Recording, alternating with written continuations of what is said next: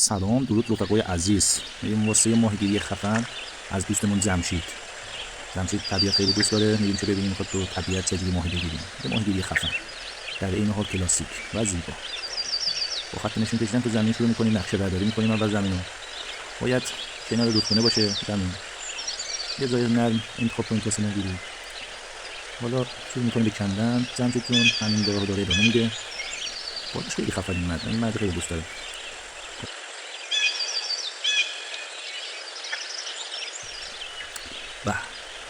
زمین رو میکنیم. برنامه تقریبا فکر کنم 30 سانتی کنده و 30 سانتی میکنه. جمشید جون دوره ادامه میگم سنم این ماهیگیری خفن این جمشید داداشمون خدای میکنه که آدم لبش اینجوری میلرزه. چیکار میکنیم؟ واقعا کارشو دوست دارم. بکنیم آب میاد اونجا رو پر میکنه، خیلی قشنگ همه جا رو آب پر میکنه.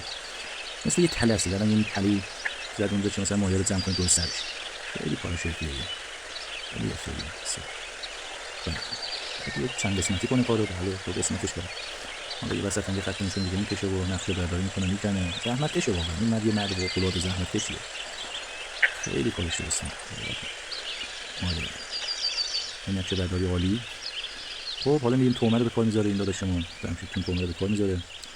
تومه رو میبره درست وسط. یه دویت میکنه دوم وسط لعنتی. آره داداش. خیلی کارش درسته. خب میریم واسه تومه رو بعد یه تومه رو پخش میکنه تو گودال همون جایی که کنده.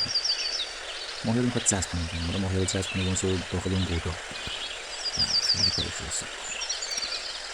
اصلا نقشه برداری کردم. خیلی دقیق. این رو تراز بیزری زدم. خیلی بالا بندی رو بست و رفت یکی دو روز دیگه بیاد. آرشون اومد. یه تجهیزات کامل. بریم که ببینیم چی گرفته. به این مسیر. خیلی عالی. خب در مثل میبنده. یه دو خودت که ممنوع شد. از کنارها میبنده که فرار نکنه ماهی ها. شروع میکنه به گرفتن ماهی.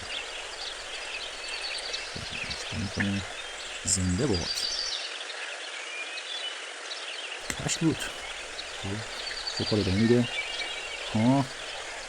خیلی عالی. یه دونه رو گرفت. زنده با پهلوان. چه میگیره؟ این چی گرفته؟ این کپوی فکر کنم.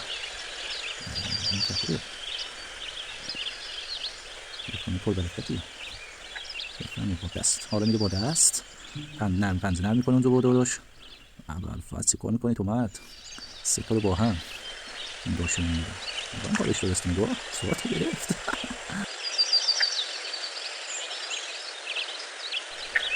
حالا بفرما یکی دیگه میگیره با دستش.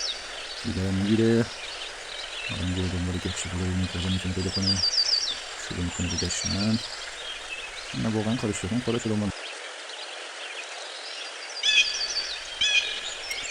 ماهی گرده دوستمون جمشید جون.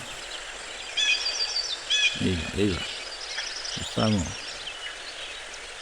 خب جمشید داشتمون ماهی رو این بده تو گشت. باید زندگی نهشون بره. مشکلی رو پیش نیاد واسه شد. خب میگیم به سانس بعدی. خب حالا میگرده ببینه بازم چیزی هست پیدا کنه. به تموم شد. نه حالا خوب بگرده فکر کنم یه 5-6 تا میتونه از اونجا پیدا کنه. نگاه اونجا یکیش تکون کردم وسط ها. این وسط یه دونش تکون کرد.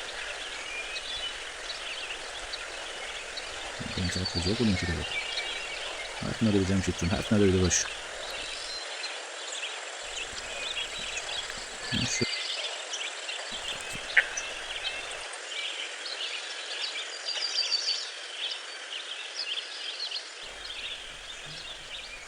رفقا کانالمون رو سابسکرایب کنید و لایک کنید. تیممون رو منم شما رو سابسکرایب